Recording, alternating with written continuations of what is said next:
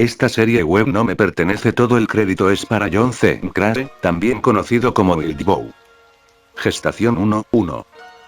Traducido por Idet. Editado y corregido por Master X2K. Breve nota del autor. Esta historia no está pensada para lectores jóvenes o sensibles. La clase terminaba en 5 minutos y lo único que podía pensar era, 1 hora es demasiado tiempo para comer. Desde el principio del semestre, había estado esperando con ganas a la parte de la clase del señor Gladly de asuntos globales en la que empezaríamos a hablar de capas. Ahora que al fin había llegado, no podía centrarme. Estaba inquieta, mi bolígrafo moviéndose de mano a mano, golpeando la mesa o dibujando una figura en la esquina de la página donde se uniría a otros garabatos. Mis ojos estaban también inquietos, volando del reloj encima de la puerta al señor Gladly y de vuelta al reloj. No estaba captando suficiente de su lección como para enterarme de nada. 12 menos 20, 5 minutos hasta que terminase la clase. Él estaba animado, claramente interesado en el tema del que estaba hablando, y por una vez, la clase estaba escuchando. Era el tipo de profesor que intenta ser amigo de sus alumnos, el tipo que se hace llamar señor G en vez de señor Gladly. Le gustaba acabar la clase antes de lo habitual y hablar con los chicos populares, mandaba muchos trabajos en grupo para que otros pudieran estar con sus amigos en clase, y nos hacía hacer trabajos divertidos como simulaciones de juicios. Me daba la impresión de que era uno de los chicos populares vuelto maestro. Probablemente pensaba que era el favorito de todos. Me preguntaba cómo reaccionaría si oyera mi opinión al respecto. ¿Rompería la imagen que tenía de sí mismo o lo pasaría por alto como una anomalía de la chica melancólica que nunca hablaba en clase? Eché un vistazo por encima de mi hombro. Madison Clemens se sentaba 2 filas a mi izquierda y 2 asientos más atrás. Me vio mirando y sonrió, estrechando sus ojos, y bajé la mirada al cuaderno. Intenté ignorar el feo y amargo sentimiento formándose en mi estómago. Miré al reloj. 11:43. Vamos a dejarlo aquí, dijo el señor Gladly. Lo siento chicos, pero hay deberes para el fin de semana. Piensen en las capas y cómo han impactado el mundo a su alrededor. Hagan una lista si quieren, pero no es obligatorio. El lunes nos separaremos en grupos de 4 y veremos qué grupo tiene la mejor lista. Le compraré al grupo ganador golosinas de la máquina expendedora. Hubo algunos aplausos, seguidos por la clase disolviéndose en un caos ruidoso. La sala estaba llena de sonidos de archivadores cerrándose, libros de texto y cuadernos siendo cerrados de golpe, sillas arañando baldosas baratas y el sordo rugido de conversación emergente. Un grupo de los miembros más sociales de la clase se reunieron alrededor del señor Gladly para hablar. Yo solo guardé mis libros y me mantuve callada. No había escrito casi nada de apuntes. Había grupos de garabatos extendiéndose por la página y números en los márgenes donde había contado los minutos hasta la comida como si llevase la cuenta del temporizador de una bomba. Madison estaba hablando con sus amigas. Era popular, pero no hermosa como las chicas populares estereotípicas de la televisión. En vez de eso, ella era adorable, delicada. Exageraba esa imagen con extensiones azul cielo en su pelo marrón a la altura del hombro y una actitud tierna. Madison llevaba un top sin tirantes y una falda vaquera, lo que me parecía una absoluta estupidez dado que aún era lo bastante pronto en la primavera como para que pudiésemos ver nuestro aliento por las mañanas. No estaba exactamente en una posición para criticarla. Les gustaba a los chicos y tenía amigos, mientras que lo mismo no se podía decir de mí. La única característica femenina que tenía a mi favor era mi pelo oscuro rizado, que me había dejado largo. La ropa que llevaba no enseñaba piel, y no me llenaba de colores brillantes como un pájaro presumiendo de su plumaje. Ella les gustaba a los chicos, creo, porque era atractiva sin ser intimidante. Si solo supieran. La campana sonó con un cadencioso ding-dong, y fui la primera en salir. No corrí, pero me moví a un ritmo decente mientras me dirigía por las escaleras al 3er piso e iba al baño de chicas. Había media docena de chicas ya allí, lo que significaba que tenía que esperar a que quedara libre un cubículo. Vigilé nerviosa la puerta del baño, notando que mi corazón se encogía cada vez que alguien entraba.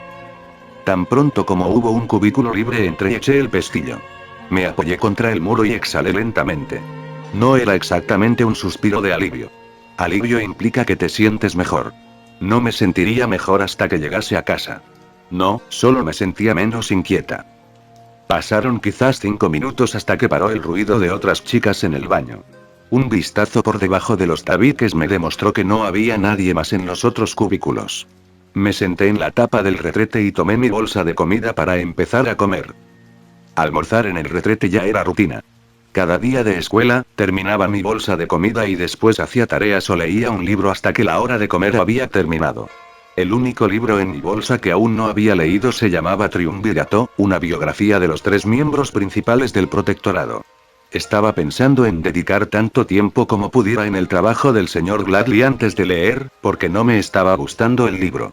Las biografías no eran lo mío, y especialmente no eran lo mío cuando sospechaba que era todo inventado. Cual fuese mi plan, no tuve oportunidad de terminar mi sándwich estilo griego.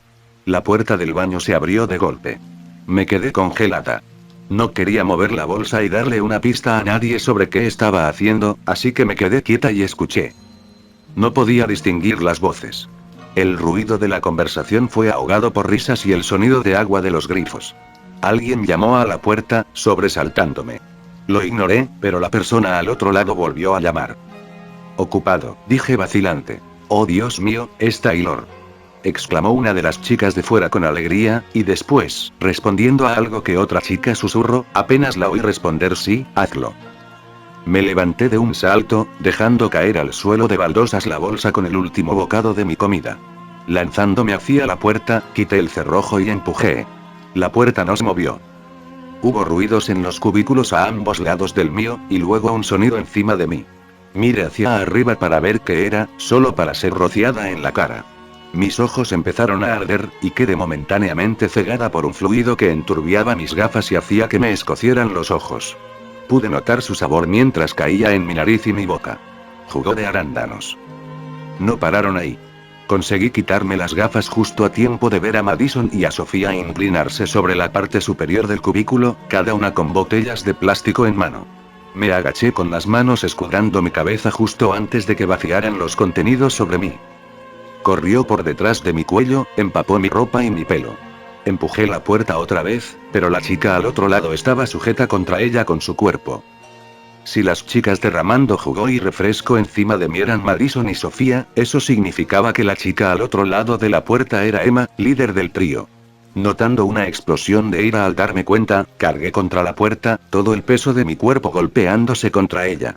No sirvió para nada, y mis zapatos perdieron tracción en el suelo lleno de jugo. Caí de rodillas en el charco de jugo. Botellas de plástico vacías con etiquetas de jugos de uvas y de arándanos cayeron al suelo a mi alrededor.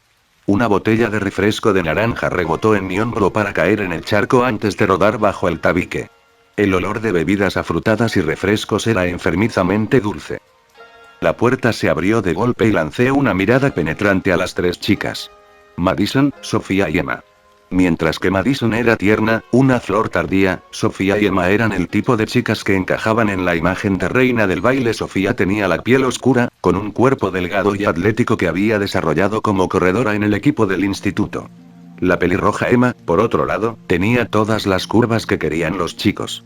Era lo bastante guapa como para conseguir trabajos ocasionales como modelo amateur para los catálogos que sacaban las tiendas y centros comerciales locales. Las 3 estaban riéndose como si fuera la cosa más graciosa del mundo, pero los sonidos de su diversión apenas se registraron en mi cabeza. Mi atención estaba en el ligero rugido de la sangre bombeando en mis orejas y un urgente, amenazador sonido que no se volvería menos ruidoso o menos persistente si me tapaba los oídos. Podía notar gotas corriendo por mis brazos y mi espalda, aún fríos de las máquinas expendedoras refrigeradas. No confiaba en decir nada que no les diera más munición para meterse conmigo, así que me quedé callada. Cuidadosamente, me puse de pie y les di la espalda para tomar mi mochila de encima del retrete. Verla me hizo pararme. Había sido verde Katy, antes, pero ahora manchas morado oscuro la cubrían, la mayoría de los contenidos de una botella de jugo de uva. Echándomela sobre los hombros me di la vuelta. Las chicas ya no estaban allí. Oí la puerta del baño cerrarse de golpe, cortando los sonidos de su alegría, dejándome sola en el baño, empapada. Me acerqué al lavabo y me miré en el arañado y sucio espejo que estaba anclado encima. Había heredado una boca amplia, expresiva y de labios finos de mi madre, pero mis ojos grandes y mi figura desgarbada hacían que me pareciera mucho más a mi padre. Mi oscuro pelo estaba lo bastante empapado como para pegarse a mi cabeza, cuello y hombros. Llevaba una sudadera marrón sobre mi camiseta verde, pero manchurrones marrones, rojos y naranjas recorrían ambas. Mis gafas estaban perladas con las gotas multicolor de jugo y refresco. Una gota corrió por mi nariz y cayó de la punta para aterrizar en el lavabo. Usando un trozo de papel del dispensador, limpié mis gafas y me las puse otra vez. Las manchas que quedaron hicieron que ver fuera igual o más difícil que antes. Respira hondo, Taylor, me dije a mí misma. Me quité las gafas para limpiarlas de nuevo con un papel mojado, y descubrí que las manchas seguían ahí. Un inarticulado grito de furia y frustración escapó de mis labios, y le di una patada al cubo de plástico que había debajo del lavabo, lanzando el cepillo para retretes que había dentro volando contra la pared. Como eso no fue suficiente, me descolgué la mochila y usé las dos manos para lanzarla. Ya no usaba mi casillero. Ciertos individuos la habían vandalizado o abierto en 4 ocasiones diferentes. Mi mochila pesaba, cargada con todo lo que había anticipado que necesitaría para las clases de hoy. Crujió audiblemente con el impacto. ¿Qué carajo? Le grité a nadie en particular, mi voz haciendo eco en el baño. Había lágrimas en los bordes de mis ojos. ¿Qué mierda se supone que tengo que hacer? Quería pegarle a algo, romper algo. Tomar represalias contra la injusticia del mundo. Casi golpeé el espejo, pero me contuve. Era algo tan pequeño que parecía que me haría sentir aún más insignificante en vez de desahogar mi frustración. Llevaba soportando esto desde el primer día de secundaria, hace año y medio. El baño había sido lo más parecido que podía encontrar a un refugio. Había sido solitario e indigno, pero era un lugar al que podía huir, un lugar donde estaba fuera de su alcance. Ahora no tenía ni siquiera eso. Ni siquiera sabía qué se suponía que tenía que hacer para las clases de la tarde. Hoy había que entregar nuestro proyecto de arte, y no podía ir a clase así. Sofía estaría allí, y podía imaginar su presumida sonrisa de satisfacción cuando apareciera con pinta de haber intentado teñir toda mi ropa teniéndola puesta. Además, acababa de lanzar mi mochila contra el muro y dudaba que mi proyecto aún estuviera entero. El zumbido al borde de mi conciencia estaba poniéndose peor. Mis manos temblaron mientras me doblaba y agarraba al borde del lavabo, respiraba larga y profundamente y dejé que mis defensas cayeran. Durante 3 meses, me había contenido. Ahora mismo, ya no me importaba. Cerré los ojos y sentí como el zumbido se cristalizaba en información concreta. Tan numerosos como las estrellas en el cielo nocturno, minúsculos nudos de intrincados datos llenaron el área a mi alrededor.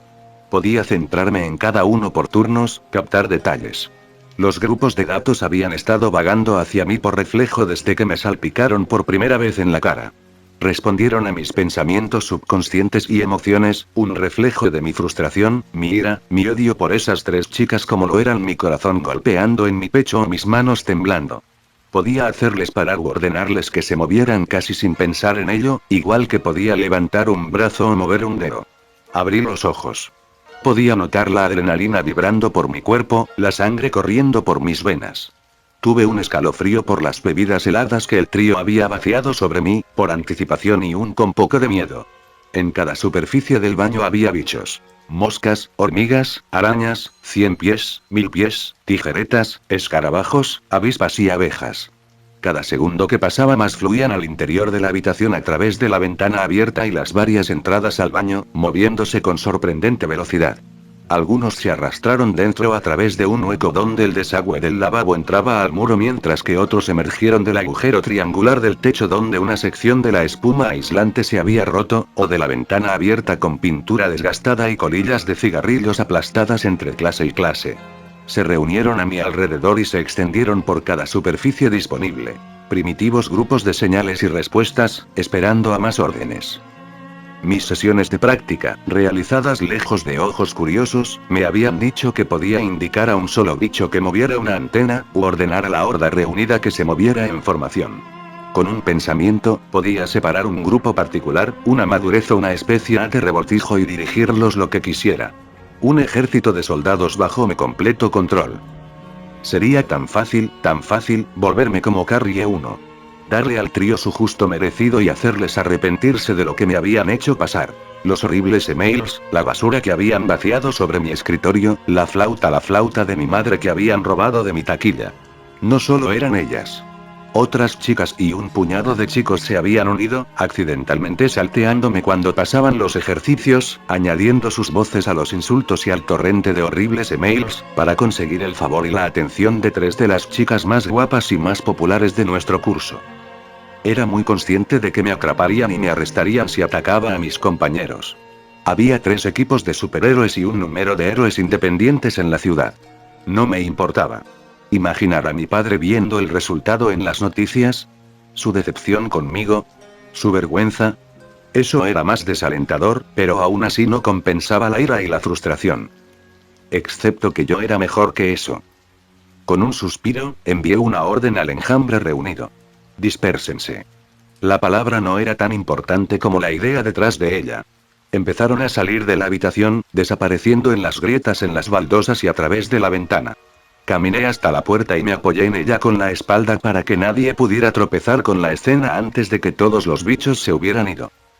Por mucho que quisiera, no podía hacerlo. Aún temblando de humillación, conseguí convencerme de tomar mi mochila y dirigirme pasillo abajo. Salí de la escuela, ignorando las miradas fijas y las risitas de todos con los que me cruzaba, y tomé el primer autobús que se dirigía en la dirección general de mi casa. El frío de los comienzos de la primavera agravaba la molestia de mi pelo y ropas empapados, haciéndome temblar. Iba a ser una superheroína. Ese era el objetivo que usaba para calmarme en momentos como este. Era lo que usaba para hacerme salir de la cama en días de escuela. Era un loco sueño que hacía las cosas tolerables.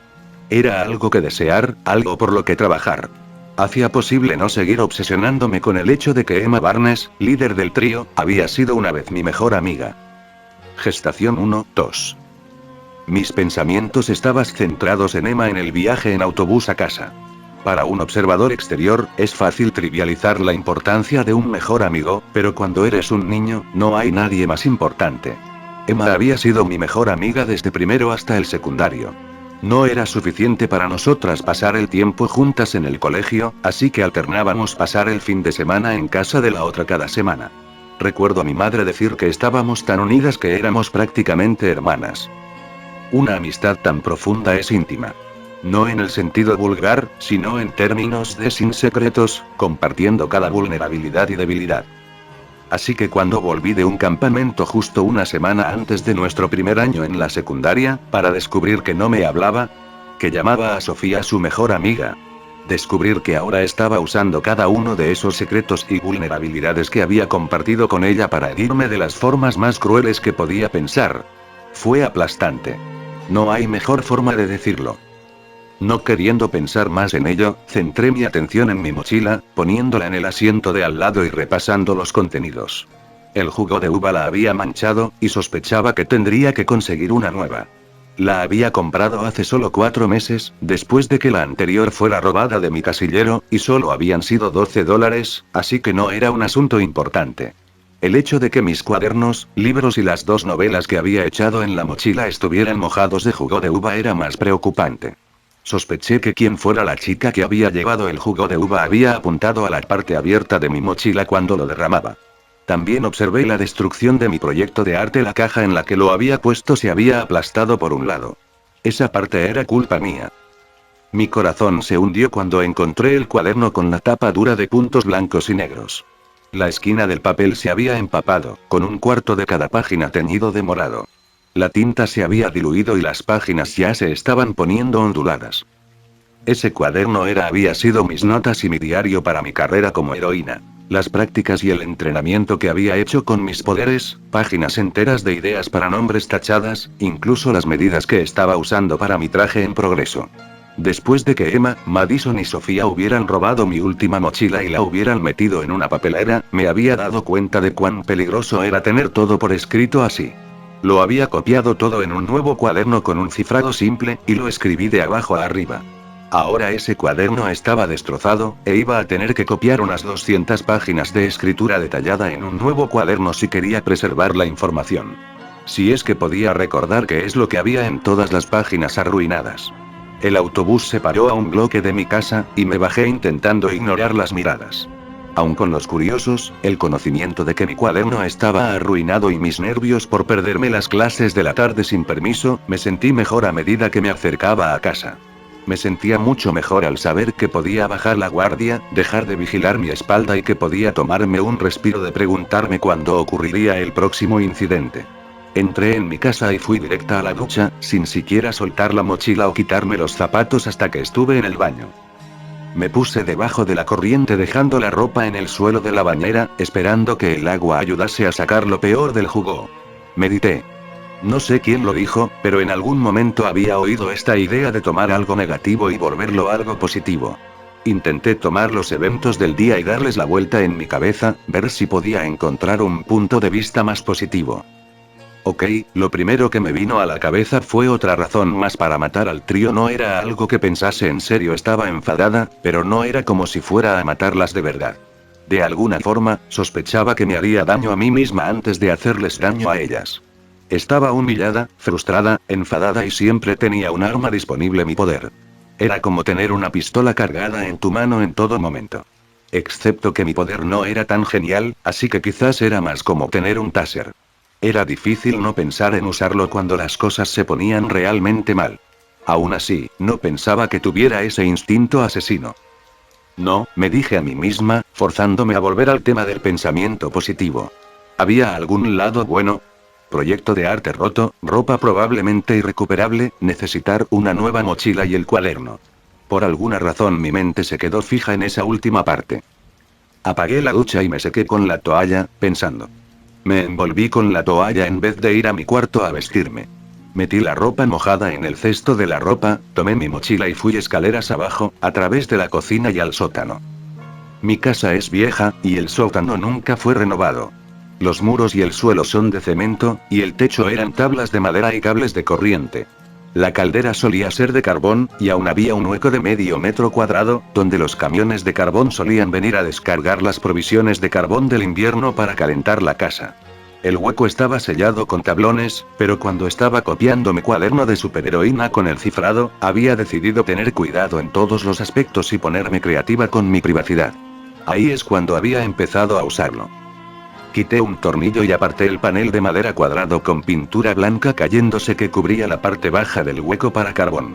Tomé una bolsa de gimnasio de dentro y puse el panel de vuelta en su sitio sin volver a atornillarlo. Vacié los contenidos de la bolsa de gimnasio en la mesa de trabajo en desuso que el propietario anterior de la casa había dejado en nuestro sótano, y abrí las ventanas que estaban al mismo nivel que la carretera y el jardín de delante. Cerré los ojos y estuve un minuto ejerciendo mi poder. Sin embargo, no estaba simplemente capturando cada cosa que se arrastraba en un radio de 2 manzanas. Estaba siendo selectiva, y estaba reuniendo unos cuantos. Llevaría tiempo que llegasen todos. Los bichos pueden moverse más rápido de lo que pensarías cuando se mueven con un propósito y en línea recta, pero aún así, 2 cuadras era mucho espacio para algo tan pequeño. Me dediqué a abrir la bolsa y ordenar los contenidos. Mi traje. Las primeras de las arañas empezaron a entrar a través de las ventanas abiertas y a congregarse en la mesa. Mi poder no me daba conocimiento de los nombres oficiales de los bichos con los que estaba trabajando, pero cualquiera podría reconocer las arañas que estaban entrando en la habitación. Eran viudas negras. Una de las arañas más peligrosas que puedes encontrar en los Estados Unidos. Su mordisco podía ser letal, aunque normalmente no lo era, y solían morder con poca provocación. Aún bajo mi total control, me daban mala espina. A mi orden, docenas y docenas de arañas se pusieron en su lugar en la mesa y empezaron a dibujar con su red, colocando los hilos uno a través del otro, e hilándolos todos en una sola obra. 3 meses atrás, después de recuperarme de la manifestación de mis poderes, había empezado a prepararme para la meta que me había impuesto. Había implicado empezar una rutina de ejercicio, entrenar mi poder, investigar, y preparar mi traje. Los trajes eran más difíciles de lo que uno podría pensar. Aunque los miembros de los equipos oficiales seguramente tenían sitios donde conseguir esas cosas, el resto de nosotros teníamos que o bien comprar los trajes, o hacerlos con cosas que comprásemos de tiendas, o hacerlos de cero. Cada opción tenía sus problemas. Si lo comprabas online, corrías el riesgo de ser rastreado, lo que podía derrumbar tu identidad secreta incluso antes de que te pusieras el traje. Podías hacer el traje con cosas que encontrases en tiendas, pero muy poca gente podía hacer eso y que les quedara bien. La última opción, hacer el traje tú mismo, era un trabajo monumental y podías tener los problemas de las dos opciones anteriores: ser rastreado o acabar con un traje cutre dependiendo de dónde consiguieses los materiales y cómo lo hicieras. En la segunda semana después de haber descubierto cómo funcionaban mis poderes, cuando aún no estaba del todo segura de qué estaba pasando, había encontrado por casualidad un programa en el Discovery Channel acerca de un traje que se había creado para resistir ataques de osos. Ese programa hablaba de cómo el traje está hecho con tela de araña sintética, lo que había inspirado este proyecto en particular.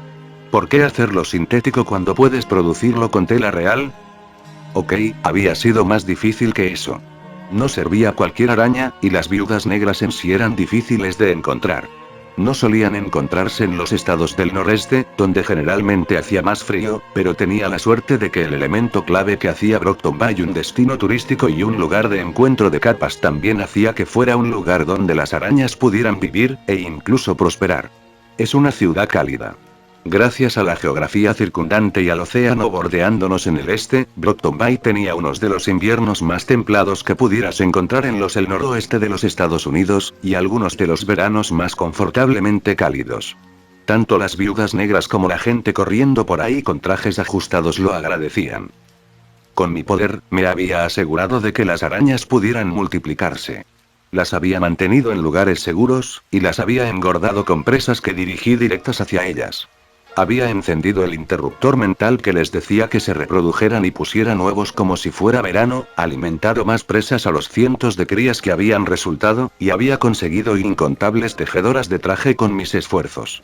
El mayor problema había sido que las viudas negras son territoriales, así que había tenido que separarlas para asegurarme de que no se mataban unas a otras cuando no estaba cerca para controlarlas. Una vez a la semana o así, durante mis carreras matutinas, rotaba la localización de las arañas locales para tener un suministro fresco, todas llenas con las proteínas necesarias para la producción de los materiales esenciales. Esto aseguraba que las arañas siempre estuvieran listas para trabajar en el traje por la tarde, después de la escuela. Sí, tenía que conseguirme una vida. Pero tenía un traje fantástico. No era un traje muy bonito, aún. La tela era de un amarillo grisáceo sucio. Las secciones acorazadas estaban hechas de caparazones y exoesqueletos cuidadosamente colocados y dispuestos en capas que había extraído de la población local de bichos y luego reforzado con seda de araña. Al final, las partes acorazadas habían terminado siendo un marrón grisáceo oscuro moteado. No me importaba eso. Cuando estuviera terminado del todo, tenía planeado teñir la tela y pintar la armadura. La razón por la que estaba tan contenta con mi traje era el hecho de que fuera flexible, resistente e increíblemente ligero, considerando la cantidad de armadura que le había puesto. Una vez había metido la pata con las dimensiones de una de las piernas, y cuando intenté cortarla para empezar de nuevo y descubrí que no podía cortarla con un cúter.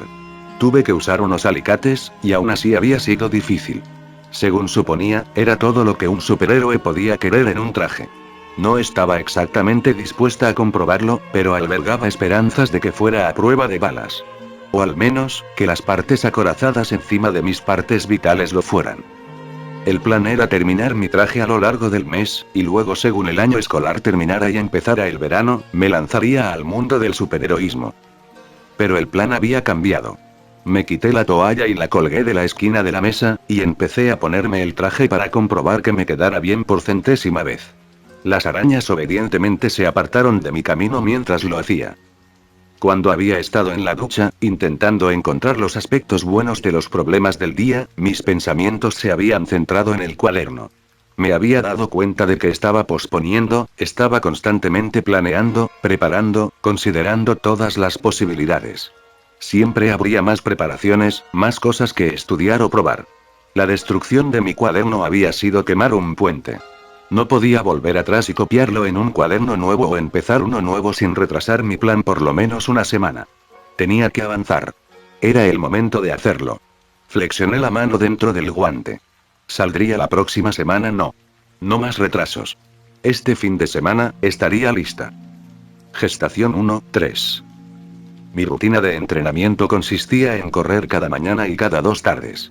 En el proceso, había adquirido un conocimiento bastante bueno de la parte este de la ciudad. Creciendo en Brockton Bay, mis padres me habían dicho cosas como quédate en el paseo marítimo. Incluso cuando salía a correr, me había mantenido escrupulosamente en el paseo y había evitado la parte mala de la ciudad. Ahora era una noche de domingo e iba con traje y rompiendo las reglas. Había teñido y pintado el traje el viernes, comprado partes temporales para el traje, cinturón, las correas de la máscara y las lentes, el sábado, y había terminado los detalles más necesarios del traje a lo largo de la tarde del domingo antes de salir por la noche. El traje aún no estaba completo, le faltaban paneles de armadura que tenía planeados, pero la armadura cubría las áreas más esenciales: mi cara, pecho, columna y las articulaciones principales.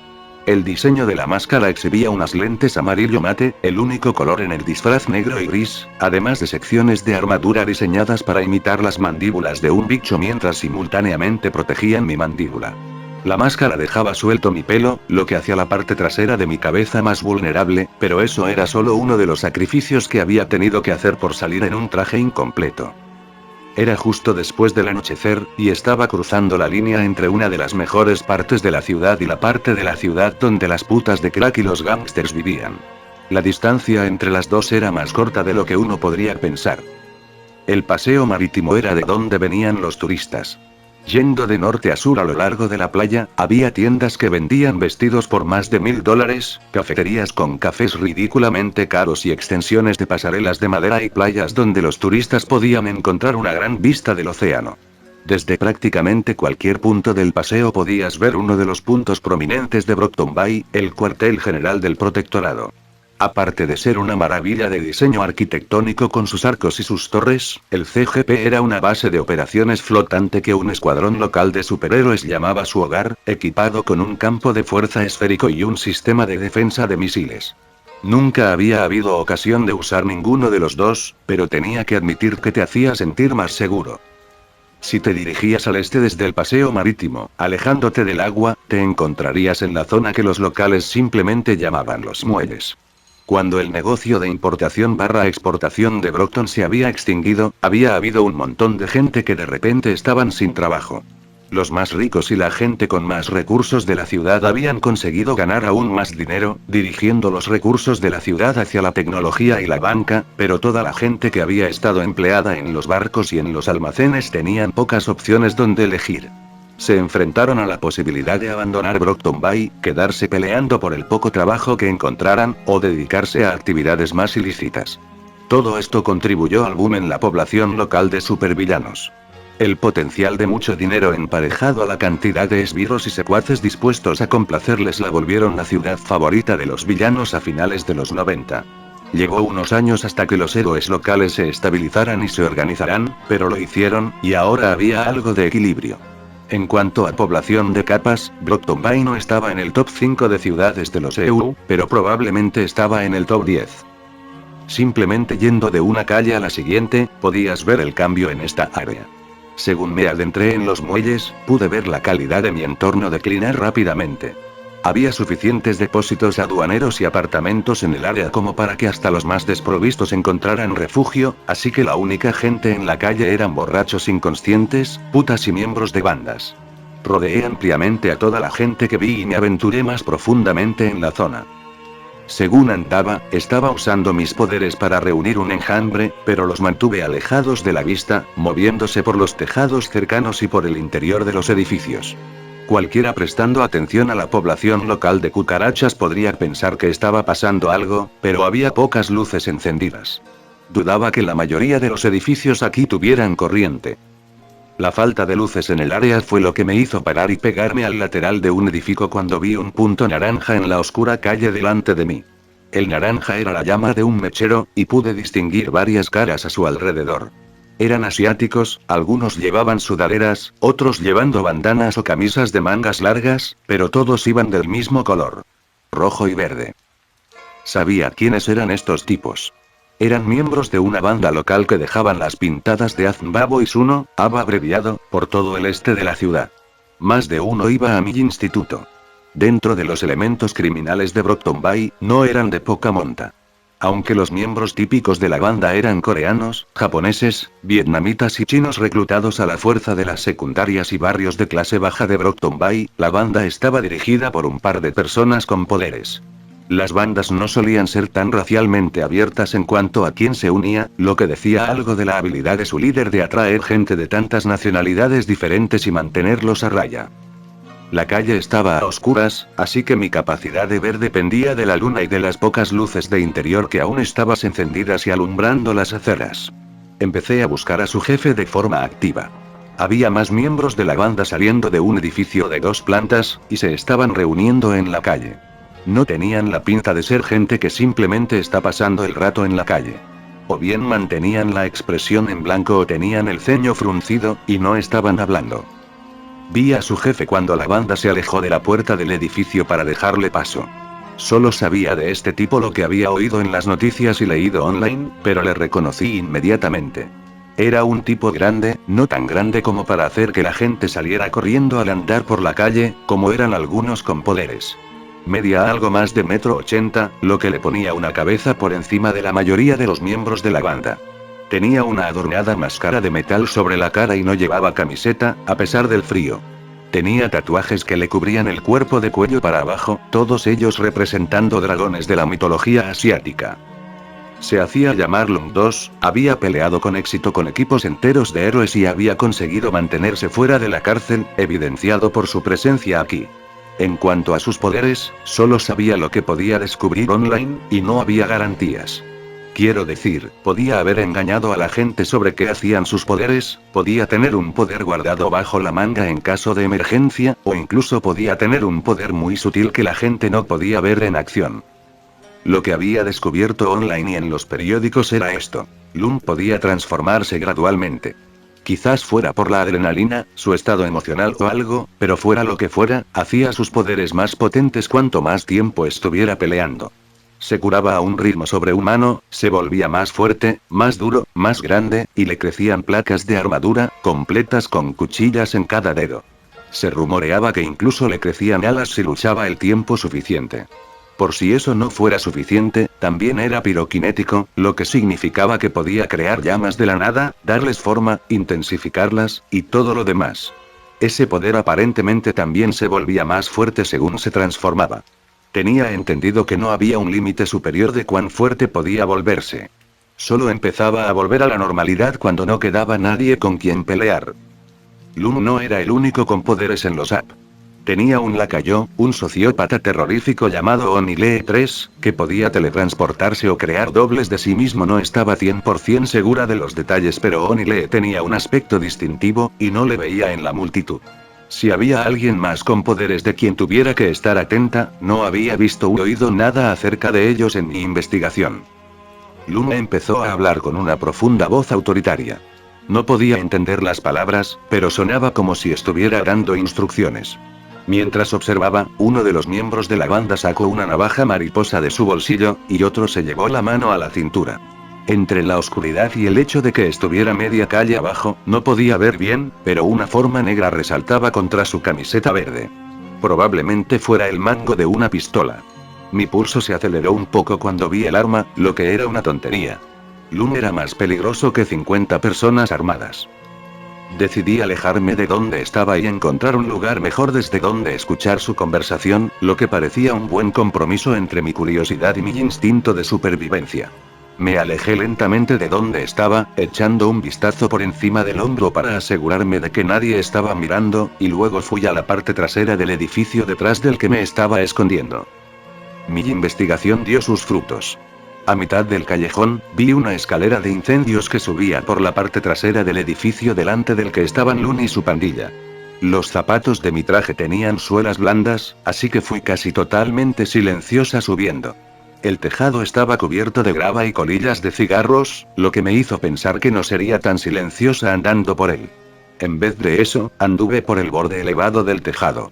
Según me acercaba a la parte del tejado directamente encima de Lung y su banda de Azm Bad Boys, me agaché y me arrastré hacia adelante. Estaba lo bastante oscuro que dudaba de que pudieran verme si saltaba y saludaba, pero no había ninguna razón para ser estúpida. Estar encima de un edificio de 2 plantas cuando ellos estaban al nivel del suelo hacía que fuera difícil oírles. Lung además tenía un acento fuerte, así que tuve que esperar a que hubiera dicho un par de frases antes de poder entender qué estaba diciendo. Ayudó que sus sicarios estuvieran total y respetuosamente callados mientras hablaba. Lun estaba gruñendo y los niños, solo disparen. No importa su puntería, solo disparen. ¿Ven uno tirado en el suelo? Dispárenle al pequeño hijo de puta 2 veces más para asegurarse. No les vamos a dar ninguna oportunidad de hacerse los listos o de tener suerte, ¿entendido? Hubo un murmullo de asentimiento. Alguien más encendió un cigarrillo, y luego se inclinó para encender el cigarrillo del tipo a su lado. En esos momentos en que su mano no estaba tapando la llama, pude ver las caras reunidas de una docena o así de gángsters reunidos alrededor de Lun. En sus manos, cinturas y fundas, podía ver el oscuro metal de pistolas reflejando la llama naranja. Si tenía que adivinar, diría que todos llevaban armas. ¿Iban a matar a niños? Gestación 1:4. Traducido por Idet, corregido por Master X2K. Sentí un escalofrío. Una parte de mí deseaba haber pensado en conseguir un teléfono móvil desechable. No tenía un cinturón para llevar cosas, pero la sección de armadura con forma de pala que colgaba sobre mi columna escondía un juego de jeringuillas con epinefrina, un bolígrafo y un bloc de notas, un spray de pimienta pensado para ser usado como llavero y una bolsa sellada con polvo de tiza. Podría haber metido un teléfono móvil ahí atrás. Con un teléfono, podría haber alertado a los héroes de verdad del hecho de que Lun pensaba ir con un grupo de sus sicarios a disparar a niños. Al menos, eso es lo que había oído. No podía creerlo, y estuve dándole vueltas a las palabras en mi cabeza buscando un contexto diferente que le diera sentido. No era el hecho de que él fuera a hacerlo. Simplemente me costaba hacerme a la idea de que alguien hiciera algo así. Lun respondió a una pregunta de uno de los miembros de su banda, cambiando brevemente a otro idioma. Agarró el brazo de uno de sus secuaces y lo retorció hasta un ángulo en el que podía ver el reloj del tipo, así que deduje que le importaba la sincronización o cuándo se pondrían en marcha. El pandillero al que Lun había retorcido el brazo hizo una mueca de dolor cuando le soltó, pero no se quejó. ¿Qué se suponía que tenía que hacer? Dudaba que pudiera encontrar algún lugar en los muelles donde fueran a dejarme entrar y usar el teléfono. Si iba a paseo marítimo, dudaba que fuera a encontrar algún lugar que siguiera abierto, y no tenía dinero suelto para usar una cabina. Eso había sido otro error que tendría que corregir la próxima vez que saliera. Teléfono móvil, dinero. Un coche paró y 3 hombres más vestidos con la ropa de la banda bajaron y se unieron a la multitud. Poco después, el grupo 20 o 25 en total empezó a andar hacia el norte, pasando por debajo de mí al caminar calle abajo. Me había quedado sin tiempo para considerar mis opciones. Por mucho que me costase admitirlo, solo había una opción de la que no me arrepentiría. Cerré los ojos y me centré en cada bicho en el barrio, incluyendo el considerable enjambre que había reunido de camino a los muelles. Tomé el control de cada uno de ellos. Ataquen. Estaba lo bastante oscuro que solo podía saber dónde estaba el enjambre con mi poder. Eso significaba que no podía ignorar al enjambre si quería tener alguna idea de qué estaba pasando. Mi cerebro se llenó de una cantidad horrible de información, mientras sentía cada mordisco, cada picadura. Según los miles de bichos y arácnidos pasaban por encima y alrededor del grupo, casi podía ver los perfiles de cada persona, solo sintiendo las formas de las superficies en las que los bichos movían, o las zonas que las alimañas no ocupaban. Me centré en mantener a las especies más venenosas a raya por ahora. No necesitaba a ningún matón alérgico entrando en shock anafiláctico por el picotazo de una abeja o sufriendo problemas graves por el mordisco de una araña reclusa marrón. Sentí el fuego a través del enjambre antes de darme cuenta de qué estaba viendo con mis ojos. Mi poder me dijo que los bichos reconocían el calor, pero ni siquiera tuve tiempo de bloquear los instintos puestos en marcha por el fuego antes de que el daño estuviera hecho. Los primitivos procesos de pensamiento de mis bichos fueron reducidos a confusos impulsos que alternaban entre huir y perseguir la luz y calor que tan a menudo usaban para navegación. Muchos bichos murieron o quedaron lisiados por el calor. Desde mi posición elevada, pude ver a Lun arremetiendo con chorros de fuego desde sus manos, dirigiéndolos al cielo. Suprimí una risa.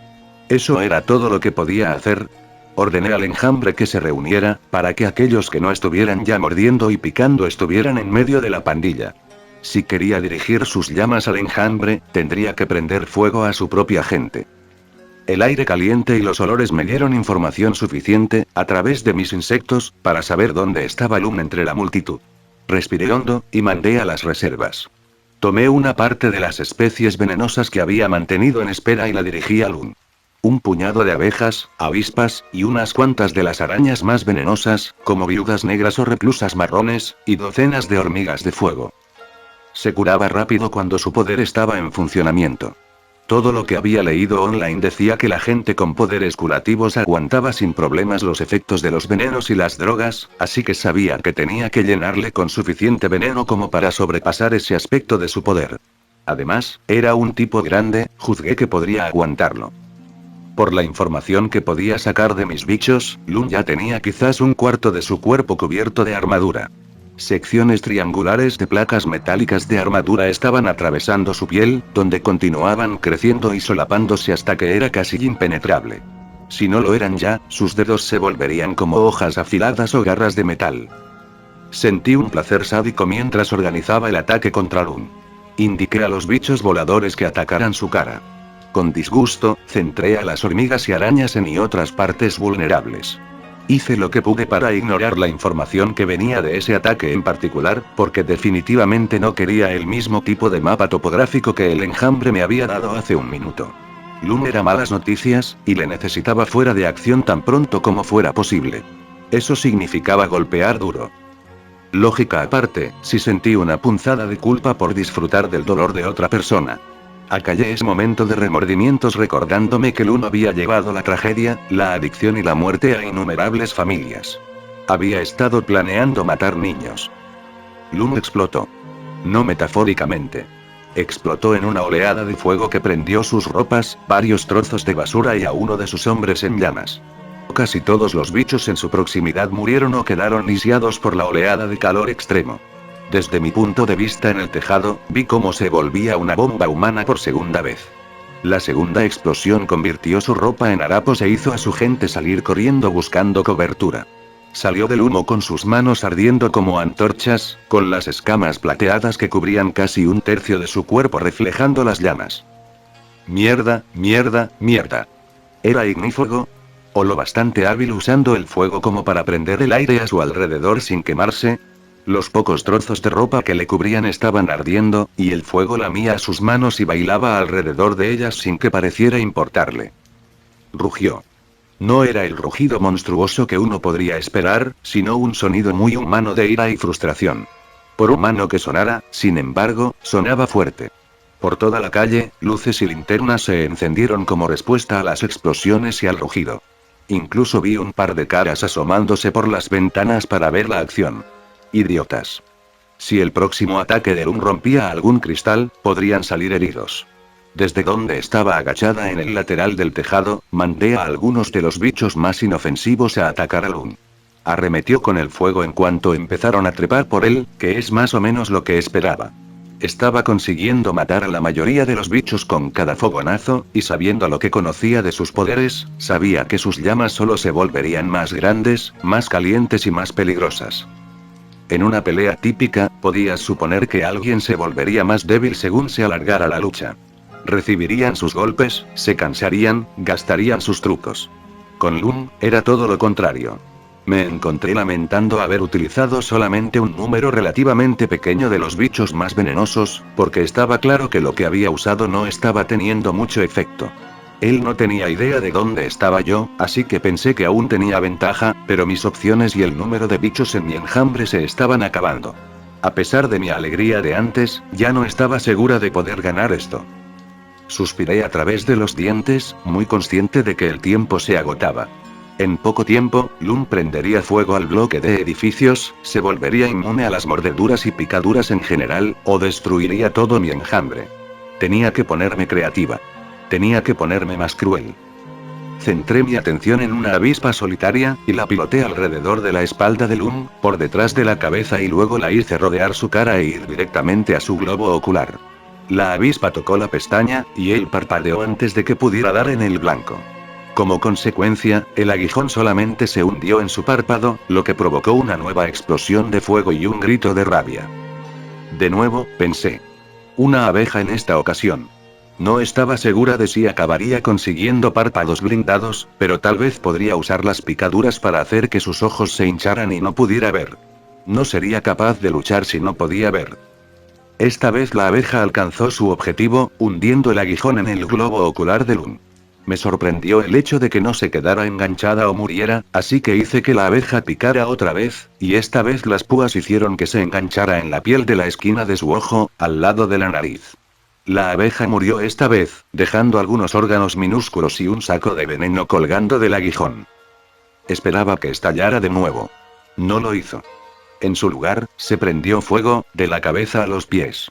Esperé un momento, preparada para atacar con la siguiente avispa en el momento en que bajara la guardia, pero a medida que pasaban los segundos, me di cuenta que no estaba planeando apagarse. Se me hundió el ánimo. Seguramente estaba quemando todo el oxígeno a su alrededor.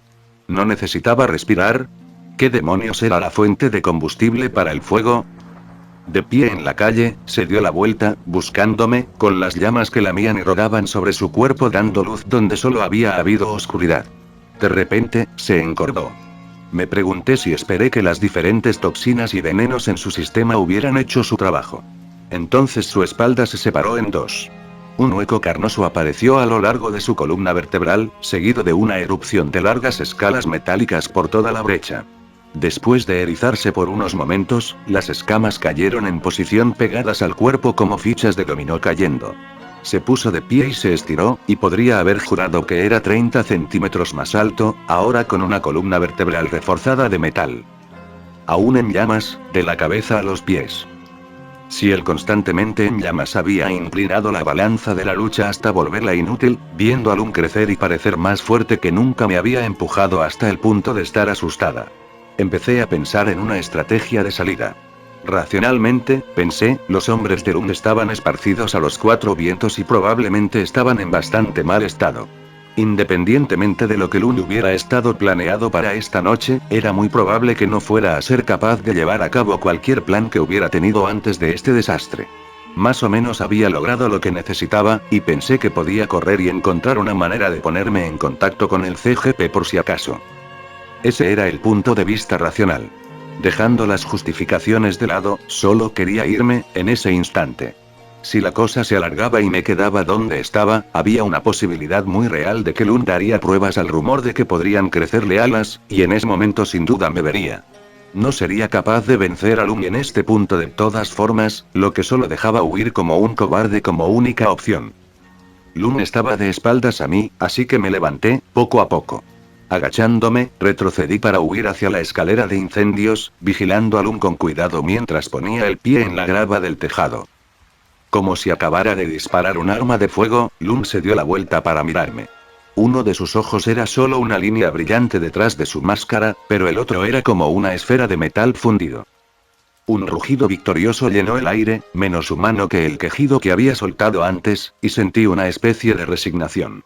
Audición mejorada. El paquete de poderes que el bastardo conseguía con su transformación incluía audición sobrehumana.